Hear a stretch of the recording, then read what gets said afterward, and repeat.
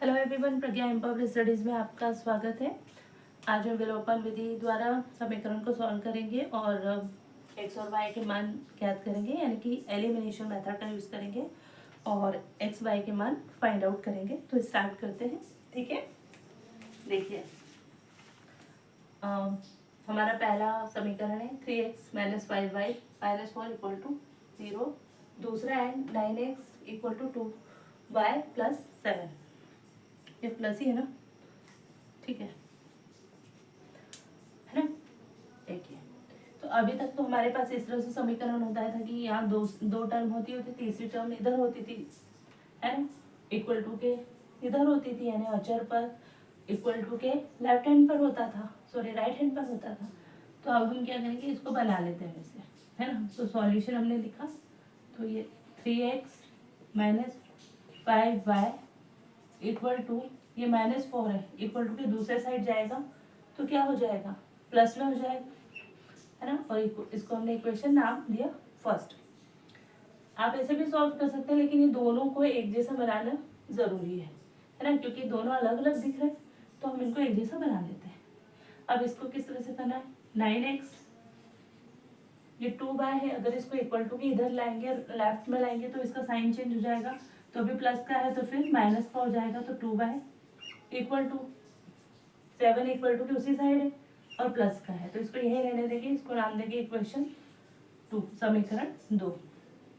विलोपन विधि में हम क्या करते हैं, या तो हमको x वाले टर्म x बिल्कुल सेम होना चाहिए, यानी ऊपर 3x है तो नीचे भी होता 3x, यानी ऊपर नीचे बराबर हो x या y, तो हम क्या करते हैं, उसको माइनस करते, घटाते और हटा देते, जिससे हमारे पास केवल एक चर बचता और हमारे पास मान आ जाता, है ना। लेकिन यहाँ पर तो इक्वल नहीं है, तो इक्वल करने पड़ेंगे।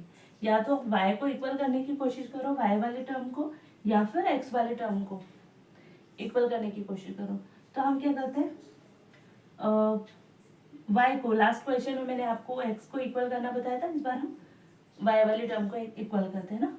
तो y को खत्म करेंगे, जिससे हमारे पास x का मान आएगा, ठीक है।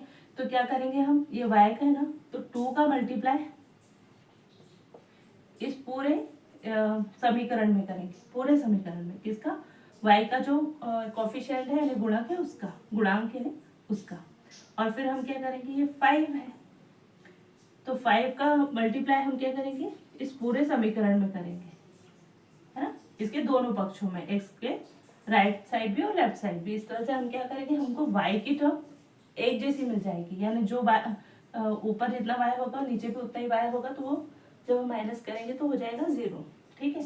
तो करें, तो आप होगा 2 का 3 में मल्टीप्लाई करेंगे तो सॉरी 6x, 2 का 5y में मल्टीप्लाई करें तो माइनस, तो वैसे 5 दूजी 10, ये y, 2 का गुणा करेंगे 4 में तो इक्वल टू, ये 4 दूनी 8 हो जाएगा, ठीक है। और ये इक्वल टू किस साइड है, 5 का मल्टीप्लाई 9 में तो 9 5 45,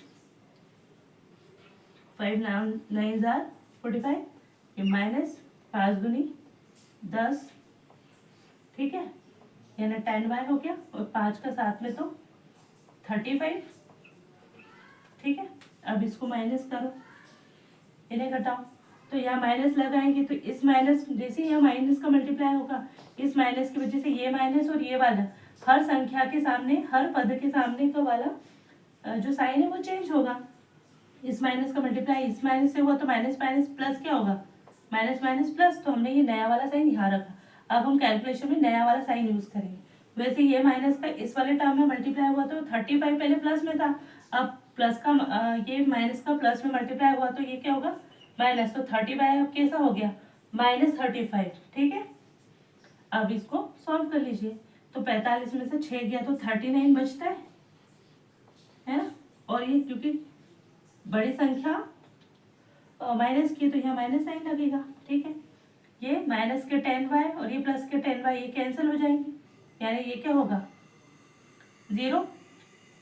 अब देखिए, ये इक्वल टू किस साइड 8 है और ये इक्वल टू किस साइड -35 है, तो -35 में से 8 चला गया तो कितना बचेगा, ये तो बच्चा, ये 7 है ना, और ये 2, 27 और ये क्योंकि माइनस का है तो -27 है ना, बड़ी संख्या माइनस की तो -27, ये माइनस है तो ये माइनस कैंसिल हो गया है ना। अब क्या होगा, x इक्वल टू 27/39 अपन लिखेंगे तो ये 3 से कैंसिल होता है, 3 9 जा 27 और 3 1 जा 3 3 3 जा 9, तो x इक्वल टू क्या हो गया 9/13। तो हमारे पास x का मान निकल गया। ठीक है, इस x का मान हम किसी भी इक्वेशन में रख सकते हैं, जो भी हमको इजी लगे। देखिए यहाँ पे हम फर्स्ट में रख देते हैं, तो putting the value of y in equation 1,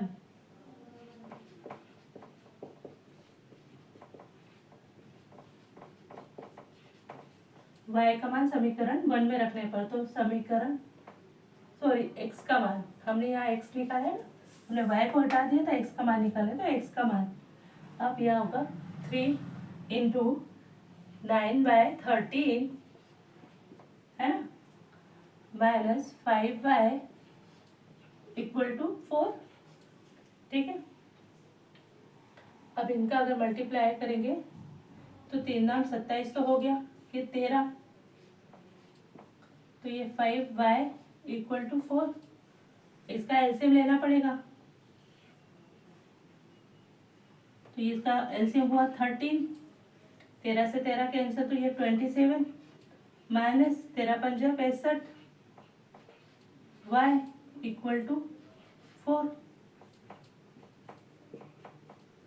इस 13 का मल्टीप्लाई इधर हुआ तो 27 माइनस 65y =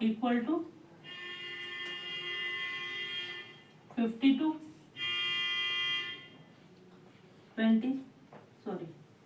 ये -65y = 52 माइनस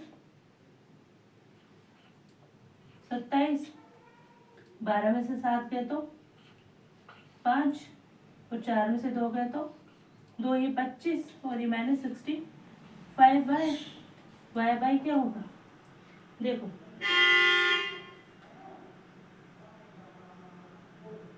5 × 5 5 × 15 65 तो 5 25, तो 5 से ये कैंसिल हुआ 25 बार, 5 25 और ये 65 हुआ 13 बार, तो आंसर आया ये -5/13, यही हमारा आंसर है। थोड़ा यहाँ पे कम जगह थी इसलिए मैंने यहीं पे कैंसिल कर दिया, तो 5 से अगर काटोगे, जैसे ये मल्टीप्लाई में इधर जाके डिवाइड में होगा तो 25/65 होगा, 50 25 5 से कैंसिल करना तो 5 25 5 बार कटेगा और 65 13 टाइम, तो आंसर आपका होगा 5/13। तो ये क्योंकि माइनस की थी या माइनस है तो -5/13, तो आपकी x का मान क्या आएगा 9/13 और y का मान आएगा -5/13। इस तरह से विलोपन विधि के द्वारा, एलिमिनेशन मेथड के द्वारा हमने x और y के मान फाइंड आउट कर लिए। ये इस तरह से भी आप सॉल्व कर सकते थे, लेकिन यहाँ पर क्योंकि ये दोनों हमको इजीली हम माइनस कर सके, इसलिए हमने इसको इस फॉर्म में बनाया और इसको इस फॉर्म में बनाया और इक्वेशन को सॉल्व किया। ठीक है, तो आई होप कि आपको अच्छे से समझ में आया होगा। मिलते हैं नेक्स्ट वीडियो में, जिसमें हम विलोपन विधि के 1-2 क्वेश्चन और सॉल्व करेंगे। फिर उसके बाद हम इसके जो इसके और भी क्वेश्चन है जिसमें आपको स्टेटमेंट वाले क्वेश्चन हैं उसको सॉल्व करेंगे प्रतिस्थापन विधि से और विलोपन विधि से, यानी कि सब्स्टिट्यूशनल मेथड और एलिमिनेशन मेथड के थ्रू स्टेटमेंट वाले क्वेश्चन सॉल्व कर लेंगे, जिससे आपकी ये प्रश्नावली बहुत अच्छे से कंप्लीट हो जाएगी। तो मिलते हैं नेक्स्ट वीडियो में, तब तक के लिए जय हिंद जय भारत, थैंक यू।